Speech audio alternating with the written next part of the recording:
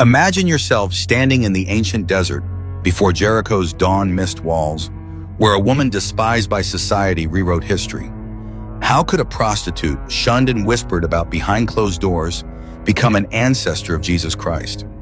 This is the untold story of Rahab, a biblical woman whose faith, courage, and grace intertwined to prove that no one is beyond God's redemption. Join us as we explore her journey from the shadows of sin to the brilliance of glory. Subscribe and ring the notification bell so you never miss inspiring stories like this. Deep within ancient Jericho, beneath towering walls so wide that chariots could thunder along their crest, a woman named Rahab lived under society's contempt. By night, the city's air grew tight, almost choking as though the very stones whispered of impending doom. A prostitute, Rahab endured the town's icy stares each time she stepped outside. Her house, built straight into the wall, stayed bolted by day, yet swung open beneath the moon for the same hypocrites who scorned her. The people of Jericho, proud and complacent, believed their city unassailable.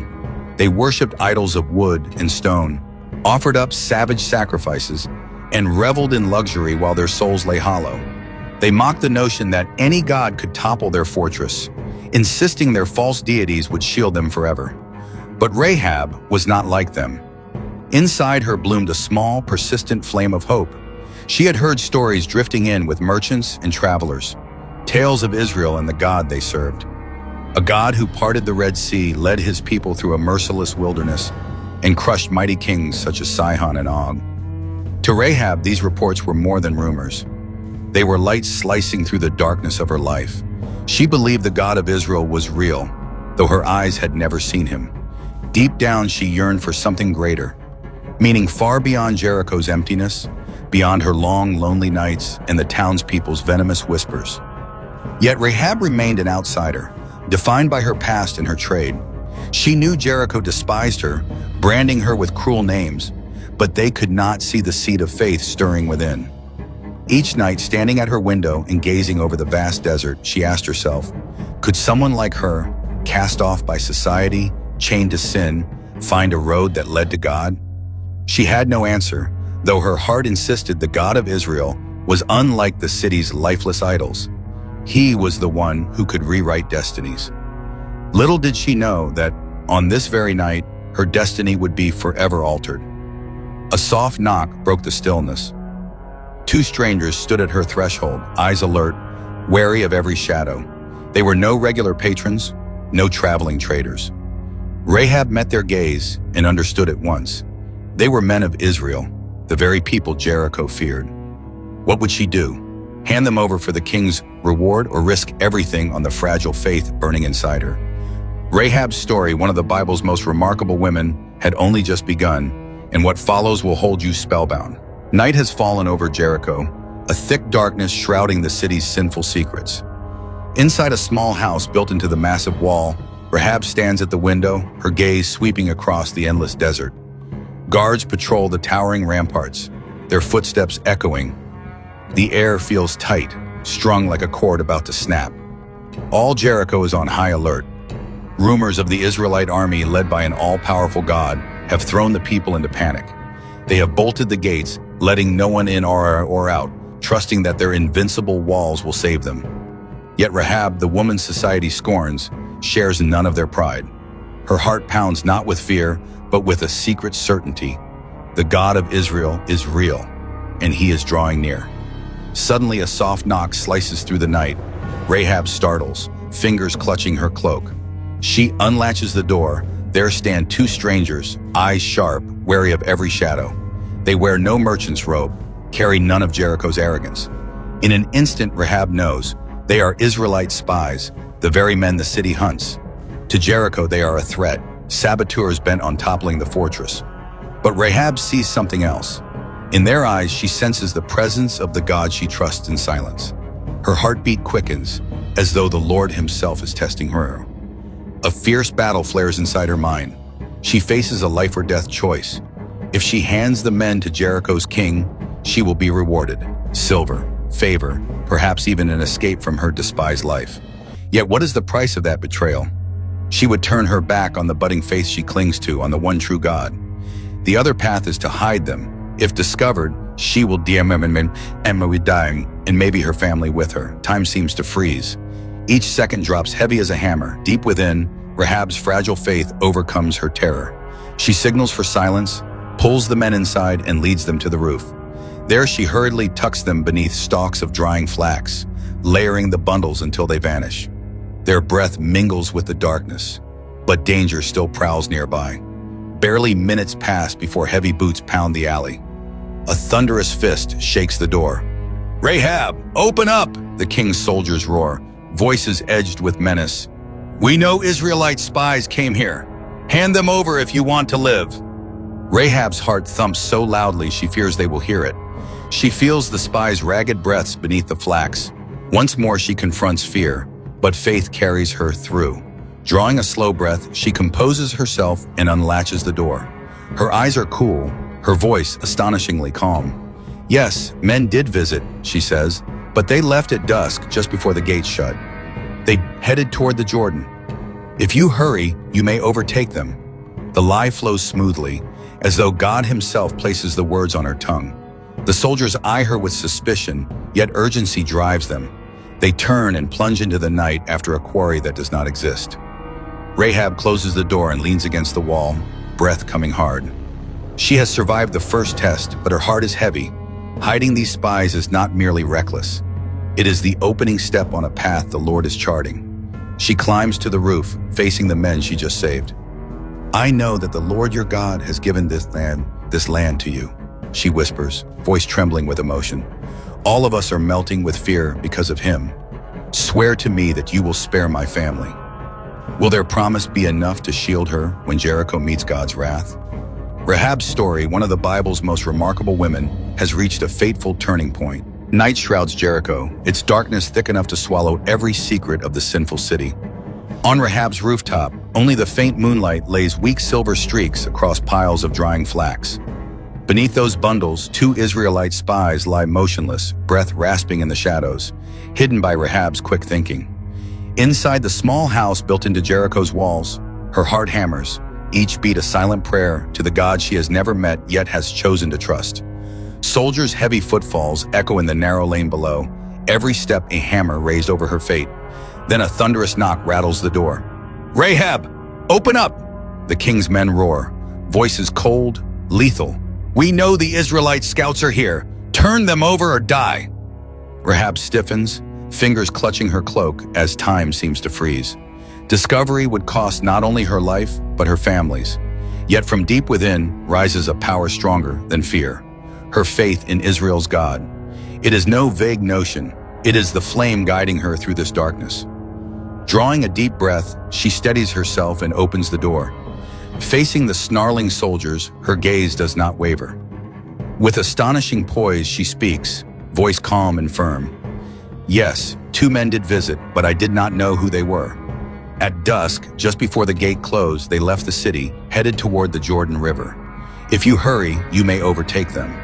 The lie flows smooth as if God himself placed it on her lips. Suspicion glints in the soldiers' eyes, yet urgency leaves no room for doubt. They whirl away and plunge into the night, chasing ghosts.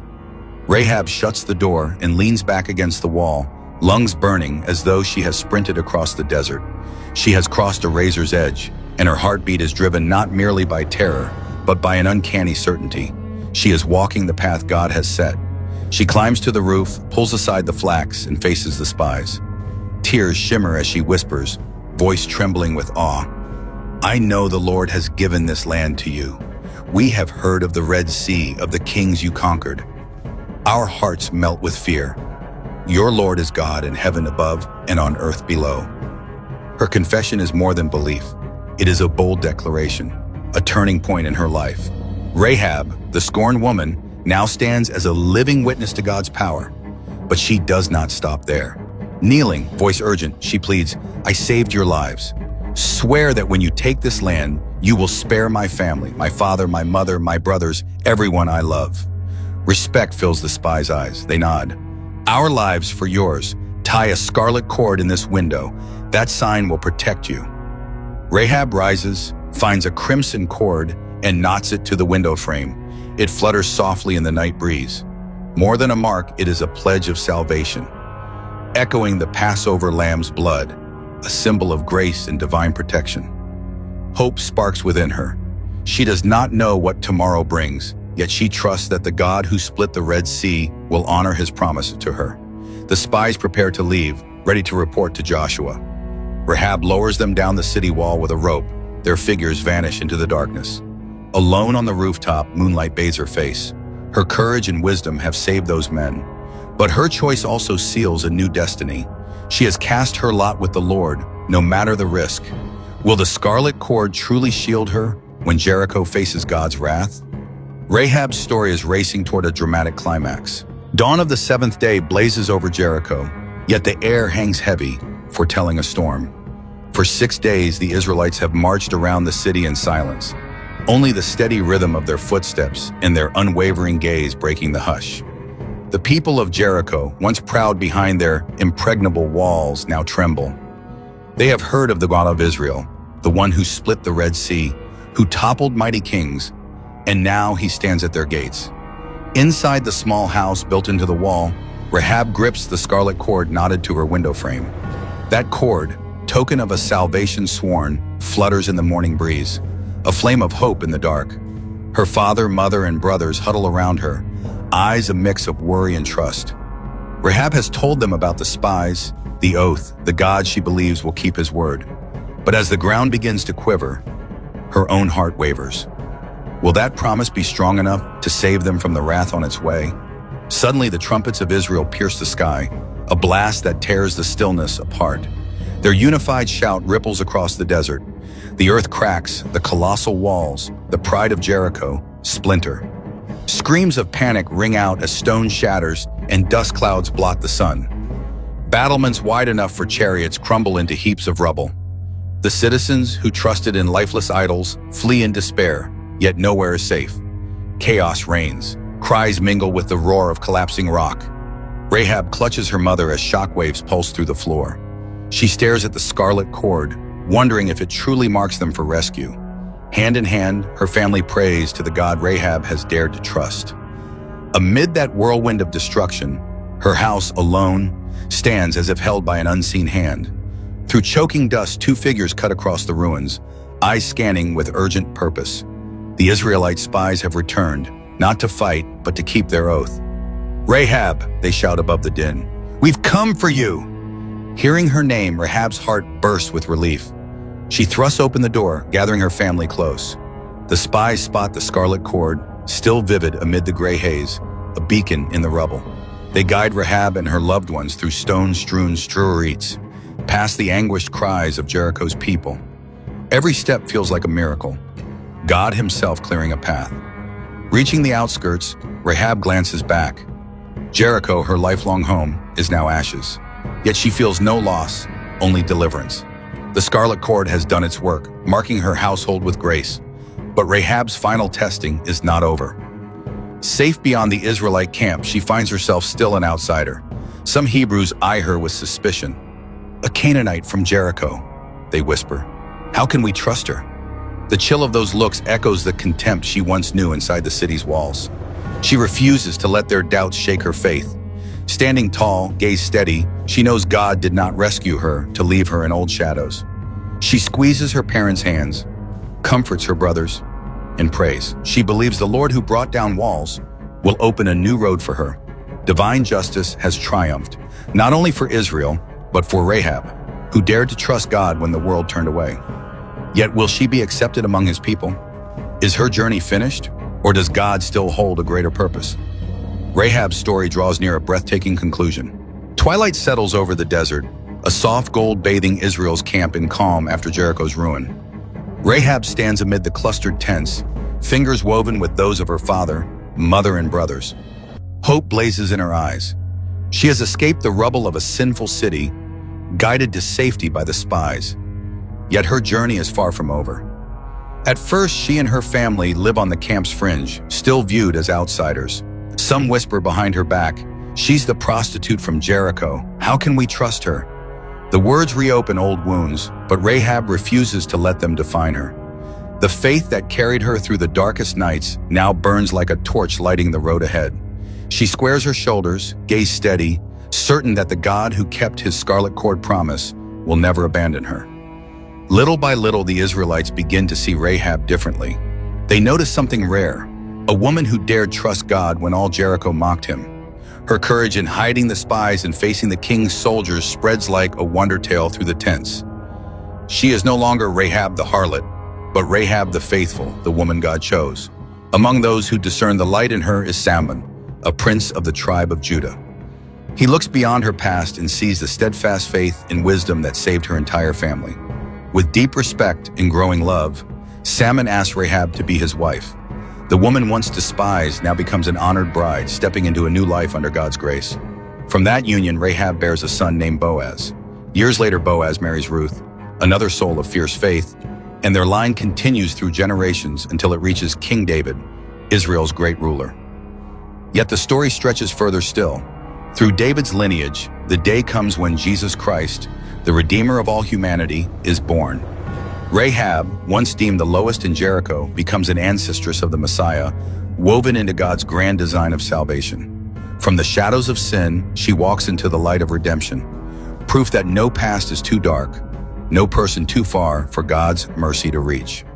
Rahab's story resonates today, especially with Americans who prize justice and second chances. She stands as living evidence that faith can rewrite destiny, no matter where you begin. Have you ever felt like an outsider, defined by mistakes or the past? Rahab reminds us God does not see us through the world's lens. He sees the heart, and through faith, he can fold us into his larger story. Think back to times you felt unworthy. God is still ready to write a new chapter for you, just as he did for Rahab. Though this tale draws to a close, its message endures. God's grace is enough to change everything. If you feel inspired, hit subscribe and share your own story. How has God rewritten your destiny? We're eager to hear.